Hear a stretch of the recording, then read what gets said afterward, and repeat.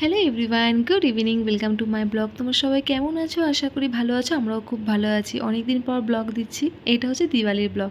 আর এই যে আমি দেখছো আমি কি করছি, যে দরজায় ওখানে আমি একটু হলুদ, কর্পূর, গঙ্গা জল দিয়ে দরজার মধ্যে একটু ভালো করে লেপে দিচ্ছিলাম। কারণ এখানে না ব্যাঙ্গালোরে এটা করে, জানো তো, এরা হলুদটা তো ভীষণভাবে ইউজ করে। এরা কানের গড়াতেও দেয় হলুদ, দিওয়ালির সময়তে ওরাও করে। তো আমিও এখানে যেহেতু আছি তো করছিলাম।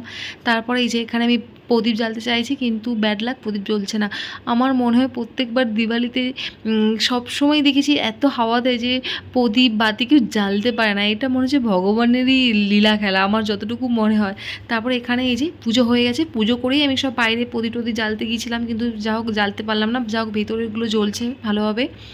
এখানে পুজো টুজো করার পরে তারপরে মাম্মামকে এখানে বসিয়ে আমি একটু ফটো তুলতে চাইছিলাম। মাম্মাম তো ফটো তোলার মাস্টার লোক, আর কি বলবো। এই যে কোনো রকমভাবে এখানে বসিয়েছি। আমার মা লক্ষ্মী, আমার আর বাবাইয়ের বসে আছে মা লক্ষ্মী।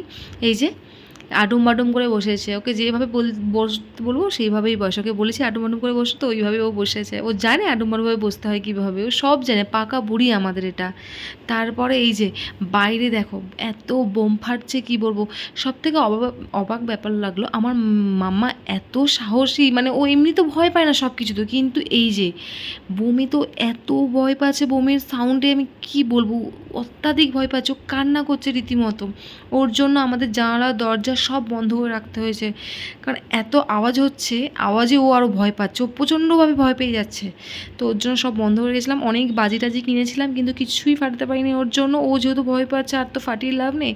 তারপরে আমরা 10:30টার পরে খেতে বেরিয়েছিলাম একটু বাজির আওয়াজ কমতে।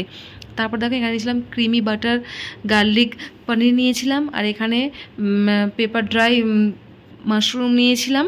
আমার মাশরুম খুব ফেভারিট। মাশরুম আমি যেখানেই খেতে যাই না কেন, ভেজ থাকলে আমি মাশরুম নেবই। আর আমরা তো কালী পুজোর দিন ভেজ খাচ্ছিলাম, তো মাশরুম আর পনিরটা নিয়েছিলাম। ভেজ বলতে এখানে তো রসুন পেঁয়াজ এগুলো ভেজ না, এগুলো ভেজ, এগুলোকে নন ভেজ বলে না ওরা।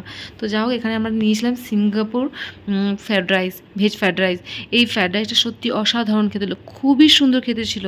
তো যাই হোক ফার্স্ট টাইম আমরা এগুলো অর্ডার করলাম, যেহেতু ভেজ ছিল তো আইটেম দেখে দেখে অর্ডার করলাম। তারপরে রুমে এসে এই যে চরকি জ্বালিয়েছিলাম একটু, তাও মাম্মা কান্না করছিল, ওকে নিয়ে আমি ছুটে পালিয়ে এসেছি। যাই হোক আজকের ব্লগটা এইটুকুই। Tata, bye bye.